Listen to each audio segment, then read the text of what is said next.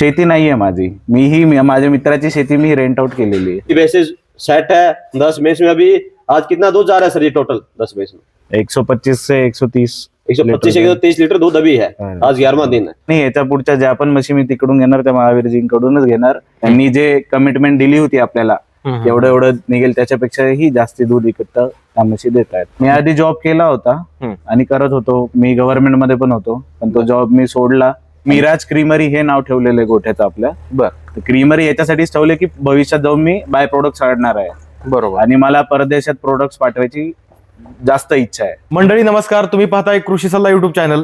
तर मंडळी आज आपण छत्रपती संभाजीनगर या ठिकाणी आहोत आणि आज आपण मुर्रा म्हैस पालन असतं हा व्यवसाय कसा केला पाहिजे, चांगल्या जातीवंत म्हशी कुठून खरेदी केल्या पाहिजे, तसंच म्हशींचं संगोपन व्यवस्थापन कशा पद्धतीने केलं पाहिजे ते आपण बघणार आहोत। आपल्यासोबत हे दादा आहेत आणि महावीर नयन देखील या ठिकाणी आलेले आहेत। प्रथम आपण यांचा परिचय जाणून घेऊयात। दादा नमस्कार। नमस्कार, आपला परिचय करून द्या। मी मयूर राजकुमार सोनवणे, मी मूळचा राहणारा संभाजीनगरचा आणि मी MSc जिओलॉजी झालेला आहे। महावीर सर नमस्ते। नमस्कार सर जी। अपना परिचय करा के दो। नमस्कार जी, मैं महावीर नयन हरियाणा जींद से। अभी सर के पास अपना लौट आया है, 10-11 दिन हो गए। अभी ये देखने के लिए आए थे कि वो सेट हुआ नहीं हुआ है, अभी क्या मिल्क चल रहा है क्या नहीं। अभी सर से पूछते हैं उसके बारे में। दादा कधीपासून हा व्यवसाय डोक्यात आला तुमच्या की हा व्यवसाय करायचा आहे? 4-5 महिन्यापासून व्यवसाय शोधत होतो। तर मी युट्यूब मार्फत भरपूर व्हिडिओज वगैरे बघितले, त्यातूनच मला कल्पना आली सगळी की कसं करावं काय करावं, त्यातून मग मी स्टार्ट केलं। बर, यांचा कॉन्टॅक्ट झाल्यानंतर कसं तुमचा पुढची प्रोसेस कशी झाली काय? महावीरजींना मी जेव्हा कॉन्टॅक्ट केला, मी त्यांना सत्य परिस्थिती सांगितली की मी याच्यामध्ये नवीन आहे। ते म्हणे काही टेन्शन घेऊ नका, तुम्ही आमच्यावरती विश्वास ठेवा आणि येत राहा, म्हणजे नेहमी या, असं मी तुम्हाला त्या प्रकारच्या म्हशी देईल म्हणून। बर, याच्यातला पूर्वीचा काहीच अनुभव होता का नव्हता? नाही, काहीच अनुभव नव्हता। डेअरी फार्मिंग फक्त मी ऐकण्यात होतं, पण अनुभव काही नव्हता मला। वडिलोपार्जित पण नव्हता का? काहीच नाही, काहीच नाही। बर, म्हणजे हा व्यवसाय सुरू म्हणजे कुटुंबात तुमच्यात तुम्ही चालू केला? पहिल्यांदा मी सुरुवात केलेली। बर, शिक्षण चांगलं झालंय, जॉब न करता तुम्ही याकडे का वळा? मी आधी जॉब केला होता आणि करत होतो, मी गव्हर्नमेंट मध्ये पण होतो, पण तो जॉब मी सोडला आणि मी बिझनेस मध्ये आलो। मला जरा मातीशी जोडायला जास्त आवडेल म्हणून मग मी या व्यवसायात आलो। म्हणजे मातीशी नाळ चांगली आहे म्हणायचं? हो बरोबर। हो, आता काय वाटतंय 11 दिवस झाले तुम्हाला हा व्यवसाय चालू करून, दूध काढतायत का म्हशी ज्या यांनी दिल्या बोलीप्रमाणे इथं आहेत का म्हशी तशा? त्यापेक्षाही चांगला परफॉर्मन्स इथं करतायत की तिकडे दूध जेवढं होतं त्यापेक्षाही जास्त आपल्याकडे दूध निघत आहे। त्यांनी जे कमिटमेंट दिली होती आपल्याला एवढं एवढं निघेल त्याच्यापेक्षाही जास्ती दूध इकत त्या म्हशी देत आहेत। बर, तुम्ही हरियाणामध्ये कधी गेलता आणि कसा प्रवास झाला आणि तिथे गेल्याच्या नंतर तिथला अनुभव काय होता तुमचा? मी मागच्या महिन्यामध्ये हरियाणा मध्ये गेलो होतो, मी बाय प्लेन गेलो होतो, तेव्हा मला महावीरजी तिथे घ्यायला आले। ते आले, मला भेटले, मी हॉटेलवरती थांबलेलो होतो। त्यांनी मग मला दुसऱ्या दिवशीपासून 3 दिवसाचा असं सांगितलं प्लॅन की आपला असं आहे की म्हशी घ्यायला प्रत्येक घरामध्ये जावं लागेल, आपण जाऊयात। त्यांच्यासोबत महाराष्ट्राचे ऑलरेडी लोक होते, त्यांनी मला स्पेशली वेळ दिला कारण की मी या बिझनेस मध्ये नवीन आहे म्हणून। त्यांनी मला प्रत्येक घरात घेऊन गेले आणि आपल्या स्वतःच्या चॉईसची पण, स्वतःच्या मनातली शंका पण दूर करून त्यांनी मला म्हशी घेऊन दिली। बरोबर आहे। तर मंडळी तुम्ही बघू शकता की हे दादा या व्यवसायात नवीन आहेत, यांना 1% देखील याच्यातली माहिती नव्हती, पण एक करण्याची जिद्द होती आणि मातीशी नाळ असल्यामुळं त्यांनी हा व्यवसाय उभा केला, गोटा बांधलाय आणि म्हशी देखील घेऊन आल्या। पण हे शक्य झालं महावीर नयन यांच्या माध्यमातून, कारण जर त्यांनीच चांगल्या म्हशी दिल्या नसत्या तर आज हे दादा भरपूर लॉस मध्ये गेले असते आणि हा लॉस भरून काढण्यात कित्येक वर्ष गेले असते। बरोबर। तर त्यांनी म्हशी देखील चांगल्या दिल्या आणि आज या ठिकाणी ते म्हशी दिल्याच्या नंतर हे नवीन आहेत, त्याच्यामुळे काय अडचणी यांना येत आहेत का, तर ते खास हरियाणावरून या ठिकाणी त्यांना भेट देण्यासाठी आलेले आहेत। 11 दिवस झालेत लॉट उतरून, त्यांनी त्यांचे भैया देखील या लॉट बरोबर पाठवलेले आहेत। तर जे भैया या ठिकाणी पाठवलेले आहेत लॉट बरोबर, त्यांचं काम कसं आहे किंवा काहीच उगाच खर्चात टाकायचं असं काही नाही ना? काही नाही, तुम्ही बघू शकता सगळं एकदम साफसफाई ठेवलेली आहे गोठ्याची। आणि डेली ते रात्रंदिवस लिटरली काम करतात। बर, म्हणजे त्यांच्याकडून पण काही अडचण नाही? काहीच अडचण नाहीये आणि ते महावीरजींनीच त्यांना पाठवलेले, म्हणजे त्यांच्या चॉईसने ते आलेले। बराबर। अभी महावीर सर आप एक बात बताओ, अभी हरियाणा में बहुत से मतलब ऐसे अभी जो सर है इनको कुछ इस धंधे में मालूम नहीं था, कुछ नॉलेज ही नहीं था, फिर भी इन्होंने किया। बाकी उधर ऐसे ही लोग कुछ जाते हैं और उधर फंस जाते हैं क्योंकि इनको नॉलेज नहीं रहता, और कई सर जी, व्यापारी सबसे खर्चे में डालते हैं बहुत। सर जी सबसे बड़ी बात है विश्वास। जिसने लंबे टाइम तक चलना हो तो विश्वास करेगा, विश्वास के हिसाब से बेच। अभी मेरे पास दूसरा ग्राहक भी था, हाँ और वो दोबारा रिटर्न आया हुआ ग्राहक था। मैंने उसको छोड़ के उसको भाई के साथ भेजा। सर को मैं साथ में लेके गया, फर्स्ट टाइम था सर का। हाँ हाँ और हाँ। सर को मैंने अपने चॉइस के हिसाब से सभी भैंसे दिलवाए। इसने बिल्कुल मेरे को बोल दिया कि आपके हिसाब से कोई भी चीज दिलवाओ, मेरे को सोना दिलवाओ या मिट्टी दिलवाओ। और मैंने अपनी चॉइस से भैंस दिलवाई, अपने चॉइस से भैया दिया साथ में इधर परमानेंट के लिए। हाँ। और अभी ये देखने के लिए आया था कि भैंस अच्छी तरह दूध सेट हुई नहीं हुई है। अच्छा, सभी भैंसे सेट है। 10 भैंस में अभी आज कितना दूध जा रहा है सर? ये टोटल 10 भैंस में 125 से 130 125 130 लीटर दूध अभी है। आज 11वां दिन है, दूध और बढ़ेगी। दूध बढ़ने का टाइम होता है 20 दिन तक। कितना बढ़ेगा दूध?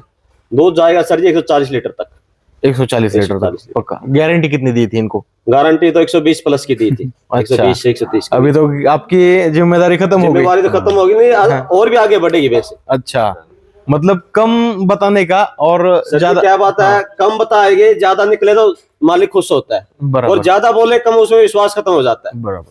आता मला सांगा दादा, या मार्केटमध्ये, जीनच्या मार्केटमध्ये असू द्या, पूर्ण हरियाणामध्ये बरेच व्यापारी आहेत, मग त्यांच्याकडे न जाता तुम्ही यांच्याकडेच का गेला? कारण तर तुम्ही माहिती काढताना तर सगळ्या व्यापाऱ्यांची काढली असेल, बरोबर. यांच्यातच असं काय खास नाही, मी ते 3-4 जणांना कॉन्टॅक्ट करून बघितला, पण त्यांच्याकडून जो रिस्पॉन्स मला आला तो एवढा काही खास मला वाटला नाही की त्यांच्यावरती विश्वास बसू शकेल. मी या माणसाला फोन केला असता तेव्हा त्यांनी मला रिस्पॉन्स इतका चांगला दिला, आणि त्यांचा फोन पण मला कॉलबॅक पण 2-3 वेळेस आला की कधी येणार आहे तुम्ही, काय फॉलोअप जो घेणं म्हणतो आपण, तो यांनी मला एक विश्वासातून दाखवला. त्यांनी बरोबर बरोबर, म्हणजे एक कनेक्टिव्हिटी कनेक्टिव्हिटी चांगली झाली. कम्युनिकेशन गॅप बिलकुल ठेवलेला नाही, पूर्ण ट्रान्सपरंट होतं.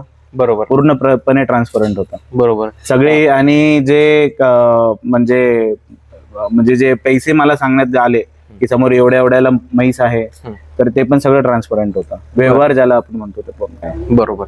आता आपल्या म्हणजे आपल्या महाराष्ट्रातील बरेचसे तरुण आहेत, काहींना प्रायव्हेट जॉब असतो आणि सरकारी जॉब साठी काही तर आयुष्य घालवतात. मग तुम्ही सरकारी जॉब सोडून याच्यात उतरणं म्हणजे नेमकं काय विषय? माझा विषय असाच आहे की माझं हेच होतं की जमिनीशी जोडायचं होतं, मला स्वतःला टाइम द्यायचा होता, कारण की मला फिरायला फार आवडतं. बरं. तर जॉबमुळे फिरायला हे होऊन गेली होती, लाईफ स्टक झाली होती माझी लाईफ. मी म्हणलं की मग असा बिझनेस ओपन करू, आपल्याला फिरता येईल, लक्षही देता येईल, स्वतःच्या मर्जीचा कारभार चालवता येईल. बरोबर, आणि समाधानही मिळेल. हो, समाधानी. याच्या इतर कोणते बिझनेस काय? नाही, हाच फक्त पहिला माझा बिझनेस हाच आहे. बरं. आणि शेती किती आहे? शेती नाहीये माझी. माझ्या मित्राची शेती मी रेंट आउट केलेली आहे. मंडळी बघू शकता, शेती नाहीये आणि मित्राची जमीन रेंटनी घेऊन या ठिकाणी दादांनी हा गोठा बांधलाय. एकही एकर शेती नाही का? एकही एकर शेती नाहीये. बर. हो. आता काय वाटतंय, जॉब तर सोडलाय, याच्यातून तुम्हाला फायदा होईल का? स्वतःवरती जेव्हा भरोसा ठेवाल तुम्ही तर सगळं नक्की नीट होईल. बरोबर बरोबर. तर मंडळी, त्यांच्या जिद्द आहे, चिकाटी आहे आणि मातीशी नाळ असल्यामुळे 100% ते यशस्वी होतील. चांगल्या क्वालिटीच्या म्हशी आलेल्या आहेत, दूध देत आहेत. आता तुम्ही ब्रीडिंगचं कसं नियोजन करणार आहे? ब्रीडिंगसाठी मी बुल आणलेला आहे, तो पण मला महावीरजींनीच एकदम, आम्हाला 2 दिवस लागले बुल शोधायला. बर. तर तिकडे जो नावाजलेला बुल आहे त्याचाच हा म्हणजे काफ आहे त्याचा, हा 16 महिन्याचा आहे आता आणि अदंत आहे. तर 16 महिन्यात त्याची हाईट 6 फुटाच्या वरती गेलेली आहे, आणि त्याचा जो सांधा आहे तो आज 10 वर्षांमध्ये कधी बघितला नाही. तिकडे लोकांनी असा दिलेला आहे यांनी शोधून. बुल तो ऐसा सर जी ढूंढने से भी नहीं मिलेगा। हरियाणा में ढूंढते रहोगे ऐसा बुल मिलता ही नहीं है। उसकी मदर का रिकॉर्ड है 27 किलो 700 ग्राम का, और लेकिन उसका फादर शिमन के लिए गया, अभी 11 लाख का सेल होके गया था 2 साल पहले. बरोबर बरोबर. जे बुल असतं, आपण आता कसं म्हणतो, एखादा पैलवान असतो, बरोबर, त्याला आखाड्यात उतरवण्यासाठी काही ना काही खुराक द्यावा लागतो. बरोबर, आणि तर तो त्या आखाड्यामध्ये चालणार. तसा हा तुमच्या गोट्यातला पैलवानच आहे. बरोबर. तर याला कसं तुम्ही व्यवस्थापन त्याचं कसं करताय?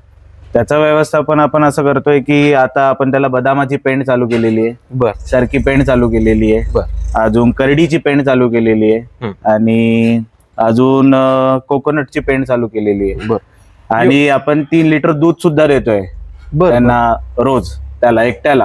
बर. एवढा पर डे खर्च किती आहे मग त्याचा? खर्च त्याचा 1000 रुपयापर्यंत चाललाय आता सध्या तरी. पण एवढा खर्च आता तर मी तर तुमच्या गोट्यामध्ये हा पहिल्यांदाच ऐकतोय. हो. अनेक प्रकारच्या पेंट घालताय, दूध हो. पाजताय त्याला, हो. तर याचा फायदा का अभ्यास करूनच हा करताय का? नाही, मी अभ्यास केला होता त्याचा. मी तेच आधी पण तुम्हाला सांगितलं, मला जातीवंत ब्रीडिंग पूर्ण जातीवंतामध्येच करायची आहे.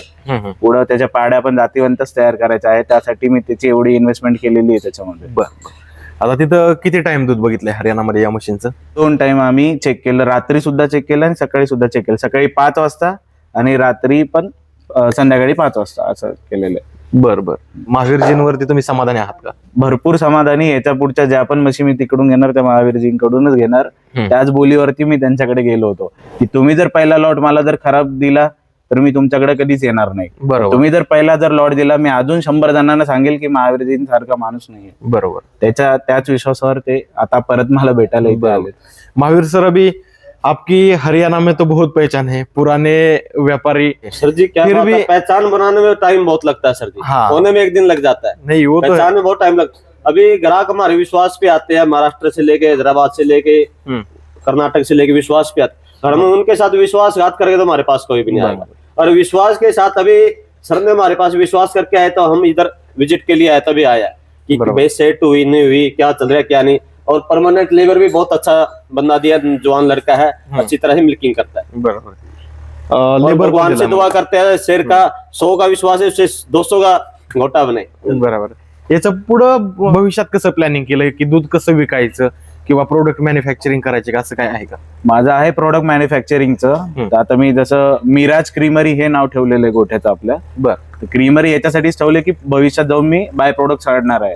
बरोबर. आणि मला परदेशात प्रोडक्ट्स पाठवायची जास्त इच्छा आहे. बरं. इथे करण्यापेक्षा बाहेरच्यांना पण आपल्या मुरा जातीबद्दल कळायला पाहिजे, त्याच्या दूध क्वालिटी बद्दल कळायला पाहिजे. बरोबर. म्हणजे एक साधारण डोमेस्टिक लेवलला विचार न करता वर्ल्ड वाईड मध्ये मध्येच विचार करतोय मी. बरोबर आहे. म्हणजे मोठी स्वप्न घेऊन तुम्ही या व्यवसायात उतरलाय. बरोबर. त्याचबरोबर तुमच्या या म्हशी देखील तुम्हाला हे साथ देणार आहेत. बरोबर. आणि महावीर सरांची पण साथ आहे. आणि आमच्या युट्यूब चॅनल कडून पण तुम्हाला या व्यवसायासाठी खूप खूप शुभेच्छा. थँक्यू. तर एकंदरीत आजच्या या व्हिडिओमध्ये आपण इथेच थांबूयात. तोपर्यंत मंडळी नमस्कार. नमस्कार.